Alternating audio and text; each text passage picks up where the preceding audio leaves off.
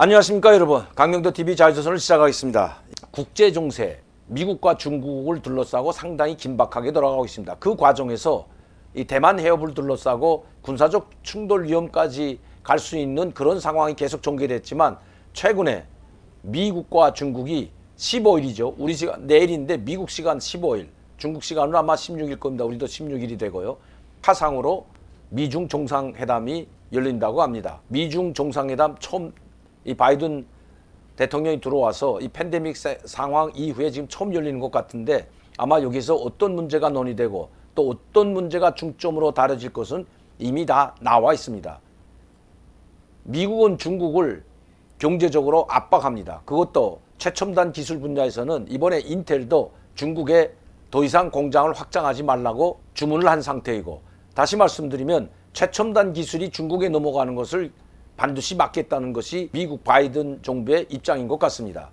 또 그뿐만 아니라 대만 해서의 자유항행이라는, 즉 중국의 무력 침공을 좌시하지 않겠다는 것을 계속 표명하고 있습니다. 미국뿐만 아니라 미국을 중심으로 한 오커스나 쿼드, 그리고 서유럽을 중심으로 미국과 함께 군사행동에 나서겠다는 강력한 의지도 보여주고 있는 것도 사실입니다. 자, 그런데 이렇게 미국이 중국에 올인하고 있을 때, 군사적으로, 경제적으로, 정치적으로 모든 것을 중국에 올인하고 있습니다. 그래서 이번에도 뭐 동아태 차관본이 미국의 국회의원을 비롯한 이 동아태 차관보 한국에 와서 우리 이 관계자들, 정의용이도 만나고 다 만났지만, 실제 그분들이 만나서 가장 중요한 대화를 했던 것은 여당 후보 이재명 후보와 그리고 야당 후보인 윤석열 후보를 만났다는데 아주 중요한 의의가 있는 것 같습니다. 지금 대통령은 이제 임기가 얼마 남지 않았기 때문에 두 사람 중에 한 사람이 대통령이 되는 것은 불보듯 명백한 사실입니다. 여기에 뭐 안철수 후보를 빼놓자고 하는 것이 아니라, 지금 지지율 상황으로 봐서는 안철수 후보가 되기는 상당히 힘듭니다. 안철수, 심상정 이 두 분이 아직 있지만, 그래도 이 윤석열 후보와 이재명 후보를 만났던 것은 두 유력 주자이기 때문에 아마 만났을 것으로 보입니다. 현 정부는 이미 해지는 정부이고 다시 떠오르는 정부, 그 사람들이 어떤 생각과 관점을 가지고 한미동맹을 대하는지 아마 알고 싶었던 것도, 그거는 얼마든지 있을 수 있는 일이라고 생각합니다. 국제정세가 미국 중심으로 중국을 고립하는, 군사, 정치, 경제적으로 고립하고 있는 상황에 이상한 일이 터졌습니다.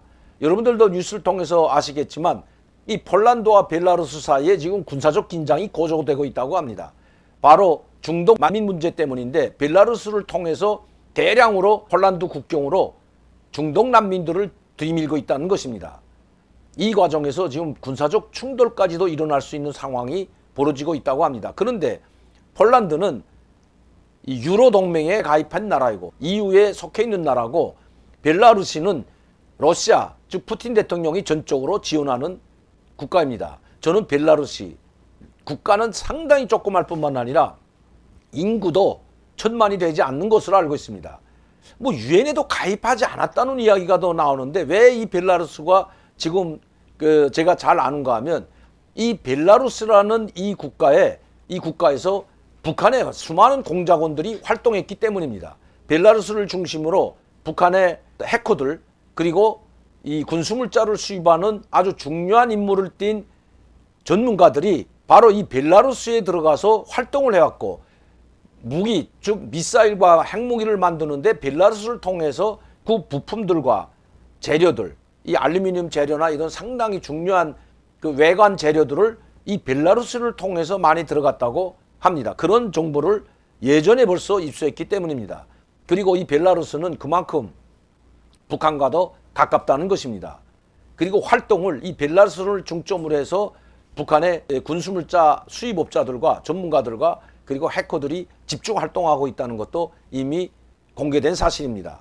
그래서 저는 벨라루스를 관심 있게 지켜봤는데, 이 벨라루스를 통해서 이번에는 벨라루스를 통해서 중동 국가 사람 난민들이 폴란드로 대거 들어가면서 마찰이 생겼는데, 여기에 러시아 푸틴 대통령이 전적으로 지원해주고 있다고 합니다. 이 지중해 연안에는 지금 미국을 비롯한 폴란드, 루마니아, 뉴질랜드, 유럽 국가들, 터키까지 포함해서 이번에 국회에서 해상 군사 훈련을 진행했습니다. 바로 이 벨라루스와 러시아를 겨냥한 군사훈련이라고 합니다. 여기에 맞춰서 러시아도 지금 대대적인 이 군사력을 우크라이나 국경 쪽에 집결시키고 있다는 것도 이미 알려진 사실입니다. 미국이 중국 하나 상대하기도 벅찬데 이제는 북한에 이어 러시아까지 반격을 개시한 것 같습니다. 이런 기회에 모든 정책을 중국에 올인하고 있는 이 기회를 푸틴 러시아 대통령이 놓칠 리가 없다는 것입니다. 이런 상황에서 이 대만 해협 쪽으로 이 동아시아 태평양 지역으로 미국의 포커스가 그쪽으로 옮겨가는 사이 러시아는 이때다 하고 다시 우크라이나, 이미 크림반도는 이 러시아 영토에 편입됐죠. 자, 이 크림반도와 우크라이나를 국경에 러시아 군사력이 갈 뿐만 아니라 벨라루시 지역에도 이 국가에도 러시아가 지원해주고 있다는 이야기입니다. 이번에 Tu-31이라는 전략폭격기, 핵미사일 탑재하는 러시아의 전략폭격기가 떴는데 바로 영국 비행기, 파이터라는 이 비행기가 바로 대용했다고 합니다. 수십 미터까지 접근해서 몰아냈다고 합니다. 군사적 충돌 일어날 수 있는 아슬아슬한 순간이었다고 합니다. 이미 이것은 보도에 나와 있는 상황입니다. 물론 이 Tu-31 이 폭격기가 뜰 때에는 바로 러시아 미구 31이 호위를 하고 있었다고 합니다. 공대공 미사일을 장착한 상황에서 이 서로 수십 미터까지 접근이 됐다면 그야말로 우발적인 군사적 충돌도 일어날 수 있는 상황이었다고 합니다. 이렇게 지금 발칸반도 지중해 연안 국가, 즉 폴란드나 벨라루스, 우크라이나 상황이 지금 심상치 않게 돌아가는 것 같습니다. 과연 미국이 이 두 개 지역을 모두 관리할 수 있는지는 의문입니다. EU 국가들은 모두 나토 동맹국이기 때문에 나토가 개입하겠지만 나토에서도 가장 막강한 군사력을 유지하고 있는 것은 바로 미국이기 때문입니다. 결국 미국이 중국과 러시아를 두 곳 다 상대해야 됩니다.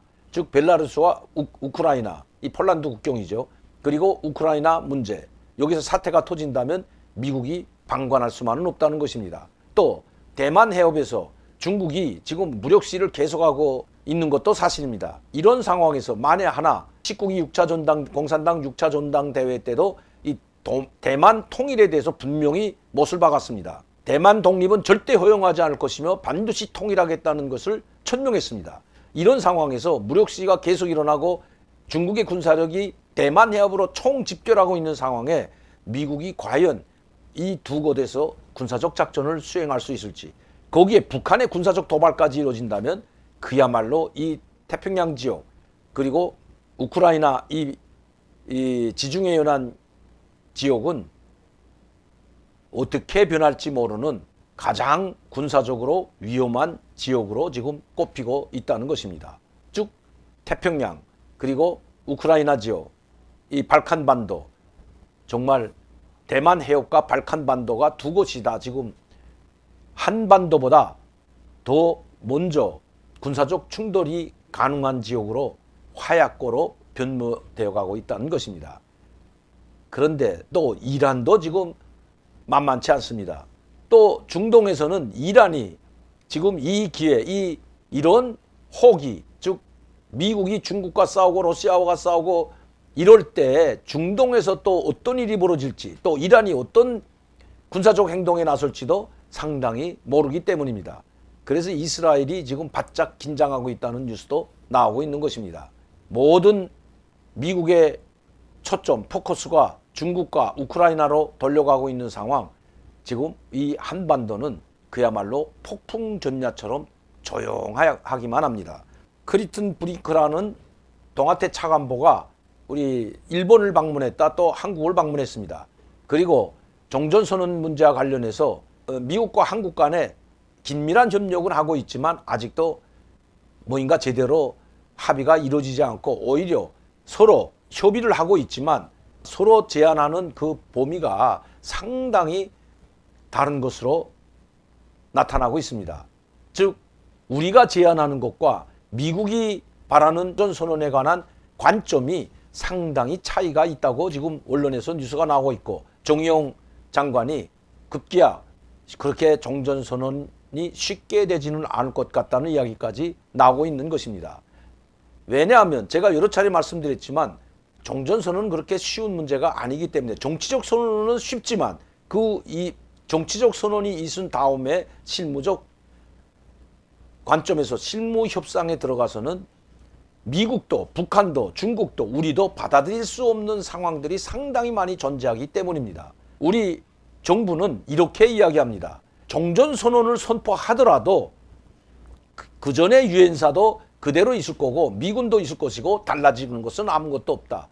결국 지도자들이 모여서 일단 종전선언하는 것이 필요하다. 왜냐하면 북한을 이 종전선언을 선포함으로써 북한을 대화의 테이블에 끌어들일 수 있고 이것을 북한 비핵화의 입구론으로 활용할 수 있기 때문이다. 이런 말을 하고 있는 것입니다.